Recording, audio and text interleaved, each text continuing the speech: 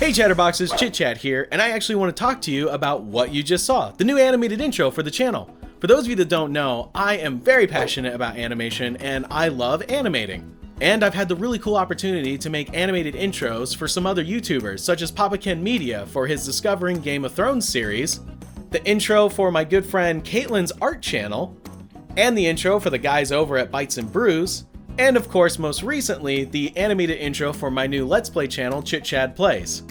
So I've received a couple of questions as to what my animation process is, how do I go about animating characters and intros, so I thought it'd be fun to do kind of like a speed animation video and try and go over some of the steps to my animation process. So to get started, I'm going to go ahead and jump into my favorite animation program, Adobe Animate, formerly known as Adobe Flash. Alright, so I'm here inside of Adobe Animate, which again is my preferred animation platform. And I have this ChitChad character that I've already made, and all the pieces are separate. Maybe wondering, why are all the pieces separate? Well, any piece that I want to be animated and have its own point of rotation needs to be a separate object. So what I'm doing is taking each of those pieces and converting them into what are called graphics. Now, the graphics will allow me to manipulate these objects and keyframe that manipulation, whether it's scale, rotation, or position. And you may notice that as I'm creating these graphics, the layering order is getting changed. The things are being moved up to the front, and that's because graphics take priority over raw vector artwork, so they always get moved to the top unless they're on their own layer. So normally, I like to just make graphics of everything, name them appropriately, and then there's this handy trick where you select everything that you want on its own layer, and then you just right-click, distribute to layers, and then it names all your layers for you. So now what I'm doing is setting the point of rotation. So after you make these into graphics, you can change the point of rotation, which is that little white dot. And the point of rotation is how the object translates and moves. So for instance, if it's in the middle, it's gonna move from the middle point. So for the head, it's just gonna bob from, I guess the nose would kind of be the middle point. But I want the head to move from where the neck is. So I move the point of rotation down towards the neck, and now it rotates like a normal head would. So once I'm all done with that, I move over to a new animation comp where I'm actually going to start animating this. But before I do that, I wanted to show you this animation that I did for the Let's Play channel so you can see all of these keyframes. All those black dots represent a keyframe. And inside the head, I have even more keyframes because the head is an embedded animation. And the head actually has a bunch of different controllers that allow me to manipulate the eyes, the blinking, and the mouth movements. And that's a topic I can get into because that's a pretty heavy topic, is embedded animation and setting things to keyframes. So if that's something that interests you or anything else in this video, please let me know in the comments and maybe we can make a more in-depth video in the future. So the idea for this animation, because it's the ChitChad show, the microphone I want to be the most important thing in this composition. Because the microphone represents the voiceovers, the covers, and also talking to you, Chatterboxes. So the idea is this microphone's gonna fall from the top of the screen, and then the ChitChad character is gonna reach up and grab it, and then pull it back down and kind of do like a yeah! Or like he's yelling into the microphone, or he's doing a voice or something. So that's the idea for this. And you may be wondering, why is the composition so big? Why wouldn't you just make it the standard widescreen format 1920 by 1080? Well, the reason is because I want all this animation to kind of exist already in that composition, and the reason is because once I bring it into After Effects, I'm going to use After Effects as a camera and actually move this entire video into the position that I want, and I'll explain more why when we actually get into After Effects. But now you might see that I'm using a character model sheet, which anytime I make a new asset, whether it's a hand or a new eye position or a new mouth, I add it to the character sheet so I can reference it later and just use it for additional projects like this one. So what I'm doing right now is what I like to call kind of the swap technique. And it's basically on one keyframe you have one object, and on the next keyframe you have a different object. So on the first keyframe, I'm going to have the open hand, and then when it touches the mic, I'm going to put a second keyframe down and switch it to the closed hand. You can either do this manually, or there is a button that actually lets you swap objects from within the library, because Flash actually has a library of all the graphics and objects that you've created. So there's two ways of doing this. This is kind of the manual way, and then there's the automatic way. There's no right or wrong really to animation. It's just kind of principles and guidelines. For instance, I really like squash and stretch. I apply it a lot to my character models because in my mind, I feel like a lot of character model based animation, say for instance, Teen Titans Go, I feel like they don't use squash and stretch enough. And I was really inspired by Looney Tunes and Ren and Stimpy, and those cartoons use a lot of squash and stretch. So I try to apply that to my animations as much as possible because it takes this rigid sort of character model and gives them more animated life. And that's something I really like doing. So right now I'm trying to plan how I want this arm to come back down because I really want it to be like a snappy motion. Like the character jumped up to grab this microphone and he's pulling it back down. So now what I have to do is actually bring the character so that he's in frame. And around this time, I started realizing I needed a guideline layer because even though I know later I'm going to be adding a camera to this composition in After Effects, which is where I always end up after I'm done with the character animation, I bring it into After Effects. And I'll explain more again when we get there. I wanted to have a sort of pseudo camera place. So you see this red box represents where my camera is going to exist inside of After Effects.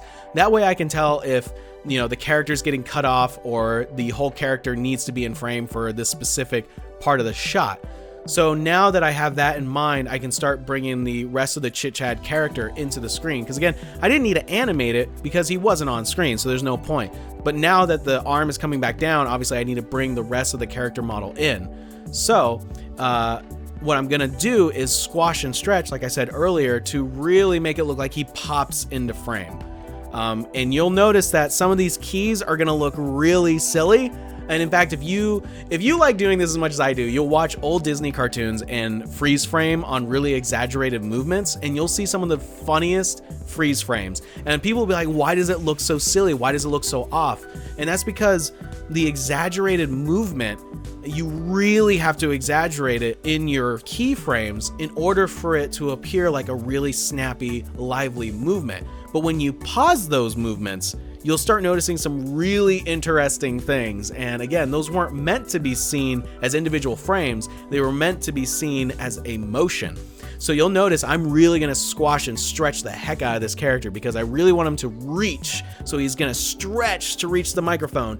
And then as he comes back down, because gravity's pulling him, I'm gonna have him stretch even more. And then he's gonna hit the bottom of the frame and then just crunch down and then snap back to his resting position, which will be the final kind of frame for the animation.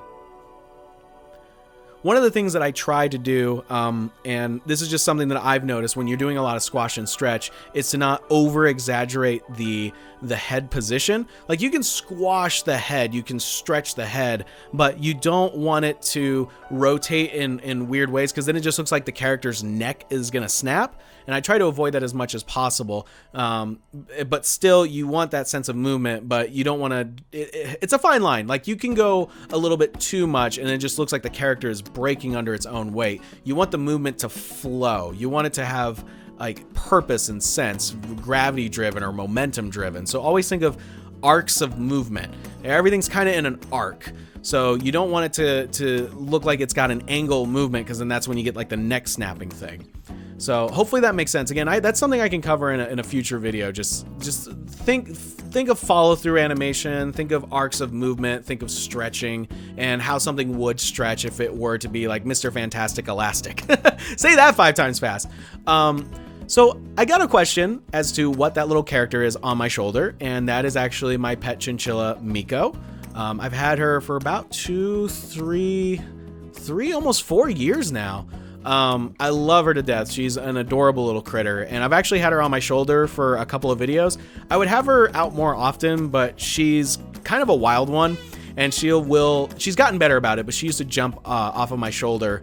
And then in the office, it's a bit of a problem because she likes to chew cables. So I've got a lot of important equipment here. So if one of those cables get chewed, I'd be in trouble. So I try not to let that happen, but she has ran around the office before, which it's fine. You know, like I said, as long as she doesn't get to the cables. But hopefully I can have her out in more videos because it would be fun, just because she's kind of my little mascot. In fact, When I was setting up my Twitch channel, she was my Twitch mascot for a while, but I'm still working out the kinks in Twitch because I think it's either my internet setup or my computer can't handle it. But one day I want to do some Twitch streaming because it would be fun, even if it's like animation driven or even some Planet Coaster stuff over on my Planet Coaster or Let's Play channel.